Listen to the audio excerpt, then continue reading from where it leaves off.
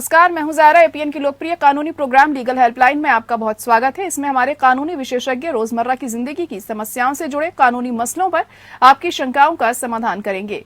आप फोन करके कानूनी राय ले सकते हैं। आज हम आपको साइबर क्राइम से जुड़ी जानकारी देंगे, साथ में साइबर फ्रॉड की समस्याओं का समाधान भी करेंगे।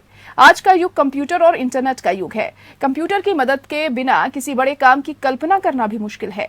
ऐसे में अपराधी भी तकनीक के सहारे हाईटेक हो रहे हैं। वह जुर्म करने के लिए कंप्यूटर, इंटरनेट, डिजिटल डिवाइसेस और वर्ल्ड वाइड वेब आदि का इस्तेमाल कर रहे हैं। आज के दौर में सोशल नेटवर्किंग साइट्स का खूब चलन है। ऐसे में सोशल नेटवर्किंग वेबसाइटों, ईमेल, चैट वगैरह के जरिए बच्चों या महिलाओं को तंग करने के मामले अक्सर सामने आते हैं। इन आधुनिक तरीकों से किसी को अश्लील या धमकाने वाला संदेश भेजना या किसी भी रूप में परेशान करना साइबर अपराध के दायरे में आता है। ऑनलाइन ठगी या चोरी भी इसी श्रेणी का अहम गुनाह माना जाता है। किसी भी वेबसाइट को हैक करना या सिस्टम डेटा को चुराना, ये सभी तरीके साइबर क्राइम की श्रेणी में आते हैं। साइबर क्राइम के कुछ मामलों में आईटी डिपार्टमेंट की तरफ से जारी किए गए आईटी नियम 2011 के तहत भी कार्रवाई की जाती है। इस कानून में निर्दोष लोगों को साजिशों से बचाने के इंतजाम भी हैं।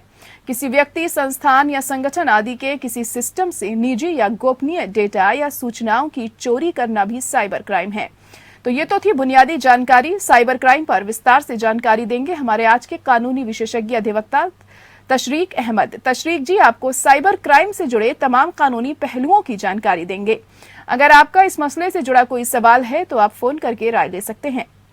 हमारा फोन नंबर है 0120-612-7937। इसके अलावा आप 0120-612-7938 भी डायल कर सकते हैं।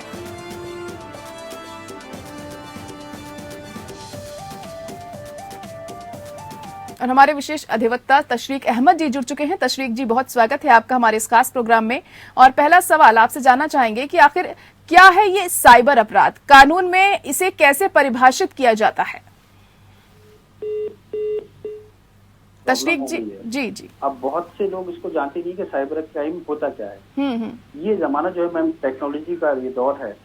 तो ये डिजिटल डिवाइसेस आजकल जो यूज होती है, जैसे कंप्यूटर हुआ, आपका मोबाइल हुआ, टैबलेट्स हुआ, इसको जब नेटवर्क से जोड़ दिया जाता है और नेटवर्क से जोड़ने के बाद जब इसको कोई किसी के डाटा की चोरी करता है, उसके डाटा को मिटाता है, उसके डाटा में फेरबदल करता है, कोई अमेंडमेंट करता है या किसी और को वो फर्दर ट्रांसफर कर देता है, तो ये साइबर क्राइम की कैटेगरी में आता है। जी तो spam emailing, hacking, fishing, virus को डालना, किसी की जानकारी को ऑनलाइन प्राप्त करना, लेना, किसी पर हर वक्त नजर रखना, किसी दूसरे शख्स की पहचान से जुड़े डाटा, गुप्त सूचनाओं वगैरह का इस्तेमाल करना भी ये साइबर क्राइम की कैटेगरी में आता है। जी जी जी। सर, तो भारत में साइबर क्राइम के मामलों में सूचना तकनीक कानून 2000 और सूचना तकनीक कानून 2008 लागू होते हैं, मगर इसी श्रेणी के कई मामलों में भारतीय दंड संहिता, कॉपीराइट कानून 1957, कंपनी कानून, सरकारी गोपनीयता कानून और यहां तक कि आतंकवाद निरोधक कानून के तहत भी कार्रवाई की जा सकती है। तो इस बारे में थोड़ा संक्षिप्त में बताइए। जी देखिए, अगर भारत में साइबर क्राइम के मामले काफी तेजी से बढ़े हैं और गवर्नमेंट ने भी इस पर काफी अवेयरनेस बनाई है, गवर्नमेंट भी काफी अवेयर है, तो उसको लेकर के काफी कानून बना दिए गए हैं। अब ये जो हमारा इंफॉर्मेशन टेक्नोलॉजी एक्ट है, ये काफी सख्त है अपने आप में जी। और एक एक्ट अपने आप में कंप्लीट लगता है। इसका एक्ट की प्रोविजंस ऐसे हो गए हैं कि मान लीजिए अगर छोटी जुर्माने से लेकर के और उसमें उम्र कैद तक हो सकती है साइबर क्राइम में। जी जी। तो वहीं जो साइबर अपराध की शिकायत अगर हमें कहीं करानी है तो ये कहां पर जाकर हम करा सकते हैं? क्या शिकायतकर्ता अपनी पहचान इस मामले में गुप्त रख सकता है? जी हाँ, बिल्कुल। आप ऑनलाइन कहीं से भी साइबर क्राइम कंप्लेन करा सकते हैं। प्रदेश के हर थाने में आप साइबर क्राइम की शिकायत दर्ज करा सकते हैं। जिले के साइबर सेल प्रभारी या पुलिस अधीक्षक से भी अपनी शिकायत दर्ज करवा सकते हैं। पीड़ित कभी भी ऑनलाइन या ऑफलाइन दोनों तरीके से साइबर सेल के क्राइम इन्वेस्टिगेशन डिपार्टमेंट में शिकायत कर सकता है। जी जी। National cyber crime reporting portal की वेबसाइट पर भी आप कंप्लेन करा सकते हैं। इस वेबसाइट पर क्राइम हेल्पलाइन नंबर भी प्रोवाइड कराया गया है, जिस पर कॉल की जा सकती है और कंप्लेनेंट जो भी है वो अपना जानकारी को गुप्त रख सकता है।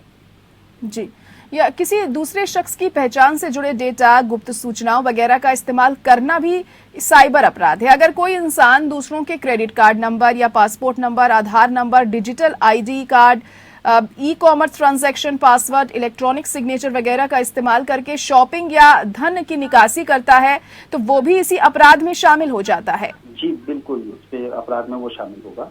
जी जी। अगर इस तरह से कोई भी ट्रांजैक्शन का इलेक्ट्रॉनिक सिग्नेचर करता है किसी के, या किसी के पासवर्ड को यूज करता है, चाहे वो ईमेल में करे या किसी भी यूजर आईडी होती है। आजकल डिफरेंट अकाउंट्स होने लगे हैं बहुत लोगों के, जो वेबसाइट्स पर भी होते हैं काफी। तो अगर कोई इस तरह के उसकी इंटेंशन है, विदाउट परमिशन है, तो बिल्कुल उसके इंफॉर्मेशन टेक्नोलॉजी एक्ट के अंतर्गत वो एक अपराध है। जी जी। तशरीक अहमद जी, ये जानना चाहेंगे कि आखिर हैकिंग क्या होती है, किन धाराओं के तहत इसमें सजा दी जाती है और कितनी सजा का प्रावधान है इसमें? देखिए, हैकिंग डिपेंड करती है कि ये हैकिंग किस चीज की की गई है। हो सकता है हैकिंग किसी के एक पर्सनल डाटा की होगी, और हो सकता है हैकिंग जो की गई है कि मान लीजिए किसी कंट्री की कोई बड़ी ऑर्गेनाइजेशन है, या गवर्नमेंट से रिलेटेड कुछ ऐसी ऑर्गेनाइजेशन का या मिनिस्ट्री का या देश से जुड़े किसी सिस्टम, डिफेंस सिस्टम का। अब ये डिपेंड करता है कि हैकिंग किस चीज की गई है। तो उसलिए जिस तरह की जितनी सीवियर उसका क्राइम हो जाता है, उतनी सीवियर फिर उसकी ना सजा हो जाती है। जी, तो डेटा की चोरी से जुड़े जुर्म, कानून और सजा क्या कुछ होते हैं इसमें? जब डेटा चोरी किया जाता है तो उससे जुड़े क्या कुछ कानून और सजा का प्रावधान है? देखिए, आईटी एक्ट के जो अमेंडेड एक्ट है 2008 की, जो सेक्शन 43A है, और सेक्शन 66 आईपीसी 379 406 के अंतर्गत अपराध अगर सिद्ध हो जाता है तो उसमें 3 साल की कैद या 5 लाख रुपए का जुर्माना किया हो सकता है। 5 लाख रुपए का। जी, तो वायरस, स्पाईवेयर फैलाने से जुड़े जुर्म और कानून और सजा क्या है ऐसे में, अगर वायरस और स्पाईवेयर फैलाने से कोई जुर्म है तो? देखिए, अक्सर कंप्यूटर में आए वायरस और स्पाईवेयर को हटाने पर लोग ध्यान नहीं देते हैं। लोग जानते नहीं इसको क्या होता है। उनके सिस्टम से ये वायरस दूसरों के सिस्टम में पहुंच जाते हैं, और ये होता क्या है, फिर उससे ना वो हैकर्स उसकी हैकिंग कर लेते हैं। जी। तो इसमें जो अनजान आदमी है वो भी इसके गिरफ्त में आ जाता है कभी कभी। जी। तो इसमें बड़ा नुकसान हो सकता है। अब इसीलिए ये जो हमारी इंफॉर्मेशन एक्ट है, अमेंडेड एक्ट 2008 की सेक्शन 43C और धारा 66, आईपीसी की धारा 268, और अगर ये देश की सुरक्षा को खतरा पहुंचाने के लिए फैलाया गया वायरस है, साइबर एक क्राइम है, आतंकवाद से जुड़ा है, तो धारा 66F भी लग जाती है। और दोष सिद्ध होने पर साइबर वार और साइबर आतंकवाद से जुड़े मामले में उम्र कैद का भी प्रावधान है। जी, चलिए ठीक है। अगर कोई मामला है तो 3 साल तक उसमें जेल और जुर्माना दोनों हो सकता है। और आज हम आपको बता रहे हैं साइबर फ्रॉड से जुड़ी तमाम कानूनी जानकारी, और हमारे अधिवक्ता तशरीक अहमद जी लगातार बने हुए हमारे साथ। तशरीक जी, अगला सवाल आपसे ये जानना चाहेंगे कि ईमेल स्पूफिंग और फ्रॉड से जुड़े जुर्म, कानून और सजा क्या क्या है?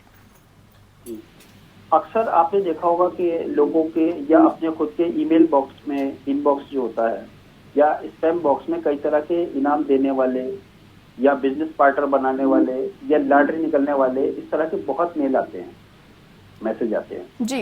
ये सभी मेल किसी दूसरी आईडी से या फिर किसी फर्जी ईमेल आईडी से भेजा जाता है, उसको यूज किया जाता है। जी। इसमें होता क्या है कि लोग ये परसेप्शन में रहते हैं कि मुझे अच्छा किसी कंपनी से ऑफर आया, इस बड़ी कंपनी से मुझे ऑफर आया, जबकि ऐसा नहीं होता है। वो फेक आईडी बनाई जाती है और उससे इस तरह करके जो टेम्पटेशन दिए जाते हैं, प्रलोभन दिए जाते हैं लोगों को। तो किसी दूसरे की ईमेल आईडी का अगर इस्तेमाल इस तरह से हुआ है, गलत तरीके के लिए, गलत मकसद के लिए होता है, तो ये भी साइबर क्राइम की कैटेगरी में आता है। इस तरह के मामले भी साइबर एक्ट, जो हमारा आईटी एक्ट है, इसकी जो सेक्शन 77B और जो हमारा अमेंडेड एक्ट है 2008 का, इसके सेक्शन 66D और आईपीसी की धारा 417, 419, 420 और 465 के लगाए जाने का भी इसमें प्रावधान है। अगर इस तरह के मैसेज वगैरह हमारे पास आते हैं या कुछ इस तरह की मेल आती है। और अगर इसमें ये जो दोष है ये साबित हो जाता है तो उसमें 3 साल की जेल या जुर्माना या ये सब दोनों हो सकता है। जी जी। वहीं पोर्नोग्राफी के केसेस भी हम आजकल काफी सुनते हैं जो सामने आते हैं, तो साइबर पोर्नोग्राफी से जुड़े जुर्म, कानून और उसको लेकर क्या कुछ सजा का प्रावधान है? हाँ, ये एक आजकल बहुत हमारी नौजवान पीढ़ी में बहुत बड़ा चिंता का एक विषय बना हुआ है। जी जी। पोर्नोग्राफी जो आप देखते हैं आजकल बहुत कॉमन हो गई है।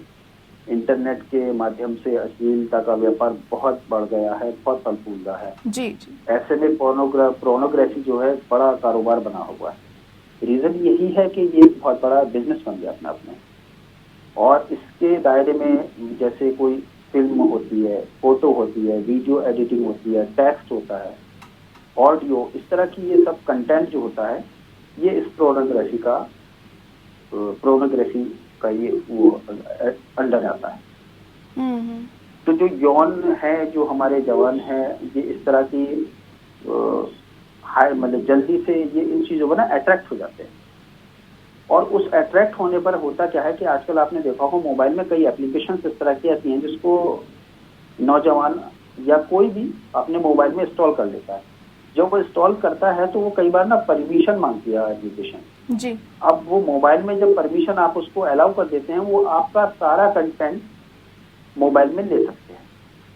मोबाइल का अगर आपका कहीं पर है या आपके मोबाइल में है तो उसकी एडिटिंग जो होगा वो कंटेंट लेगा और उसकी एडिटिंग करेगा।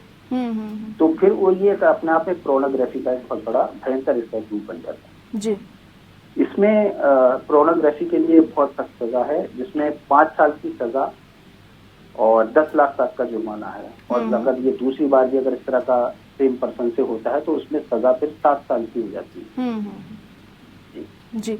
तो क्या चाइल्ड पोर्नोग्राफी की अलग से सजा का प्रावधान है? बच्चों से जुड़ी यौन गतिविधियों को रिकॉर्ड करना, एमएमएस बनाना या दूसरों को भेजना, क्या सजा का प्रावधान इसमें अलग होता है? जी देखिए, जो 18 साल से कम उम्र के जो बच्चे हैं, जो लोग हैं, वो इस कैटेगरी में जाते हैं चाइल्ड पोर्नोग्राफी में।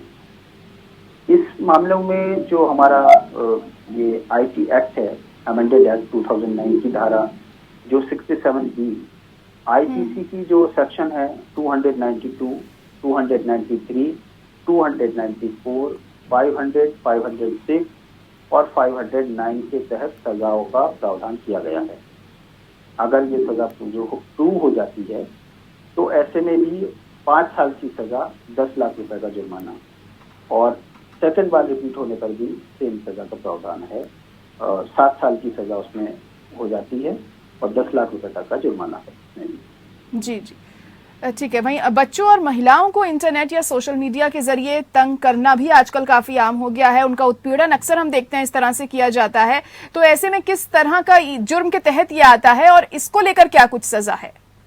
जी हाँ, आजकल ये सोशल नेटवर्किंग का ये दौर है और काफी वेबसाइट इस तरह की हैं और काफी एप्लीकेशन इस तरह की हैं, आप देखते होंगे, जिसमें सोशल नेटवर्किंग होती है और लोग अक्सर ईमेल करते हैं या चैट करते हैं, जिसके माध्यम से बच्चों को या महिलाओं को वो तंग करते हैं। अक्सर ये मामले सामने आते रहते हैं। जी जी। इन आधुनिक तरीकों से किसी को अश्लीलता का मैसेज भेजना या अश्लीलता का कंटेंट मंगाना, किसी को धमकाना कि मैं आपके इस तरह के फोटो या वीडियो या कुछ कंटेंट में आपका सर्कुलेट कर दूंगा, तो या परेशान करना, ये सब साइबर क्राइम की कैटेगरी में आता है। जी जी। किसी के खिलाफ दुर्भावना से अफवाहें फैलाना, नफरत फैलाना, बदनाम करना भी किसी कैटेगरी में आता है। तो इस तरह के केस में आईटी एक्ट का जो हमारा अमेंडेड एक्ट 2009 है, उसके सेक्शन 66A के तहत सजा का प्रावधान है। दोष साबित अगर हो जाता है तो 3 साल की सजा और उस पर जुर्माना लगाया जा सकता है। जी जी। तशरीक अहमद जी, आजकल हम देखते हैं कि क्राइम बहुत ज्यादा बढ़ चुका है, साइबर क्राइम, और ऐसे में जो कानूनी प्रावधान है वो तमाम चीजें आपने यहाँ पर बताई, लेकिन आपको क्या लगता है, आपके हिसाब से क्या कुछ बदलाव या फिर अमेंडमेंट की जरूरत है? जो कुछ कानूनी तौर पर सहूलियत दी गई है इस चीज की दिशा में, आपको क्या लगता है, क्या इसमें कुछ बदलाव होना चाहिए ताकि पूरी तरीके से जो साइबर क्राइम है इस पर लगाम लगाई जा सके? क्योंकि इतना ज्यादा सख्ती के बावजूद भी इसमें हमें कमी होती हुई नहीं दिखाई दे रही है। हाँ, उसका रीजन एक बहुत बड़ा होता है। देखिए ना, ये बहुत बड़े पैमाने पर ये क्राइम होते हैं जी। अब होता क्या है कि देखिए, कानून तो काफी सोच समझकर और बहुत वास्ट बनाया जाता है। जब कोई नई तरह का केस आता है तभी उसमें कहीं अमेंडमेंट की उसमें दिखाई देती है। अमेंडमेंट रखते हुए ये भी ध्यान देना होता है कि कहीं इसमें कोई जो निर्दोष है, इनोसेंट पर्सन है, वो कहीं इसकी चपेट में ना आ जाए, उसको कहीं नुकसान ना पहुंच जाए। जी जी।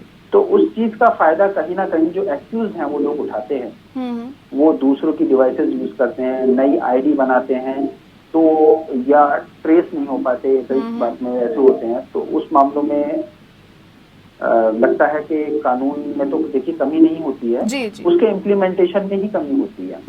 तो जो हमारा इन्वेस्टिगेशन एजेंसीज है या हमारे पास जो प्रूव्ड केसेस हैं, तो उसमें सबसे ज्यादा मतलब ज्यादा से ज्यादा सजा दी जाए और ऐसे केसेस को फिर हाईलाइटेड किया जाए। और इवन के जो आपकी मोबाइल की जो एप्लीकेशंस वगैरह हैं या इस तरह के कुछ भी हैं, तो इसमें इस तरह की एक वार्निंग दे देनी चाहिए कि इसमें मतलब फेस पर वार्निंग आई है, अगर आपने इस तरह का मिस यूज करेंगे तो आपको अकॉर्डिंगली ये होना पड़ेगा, ये आपको सजा हो सकती है।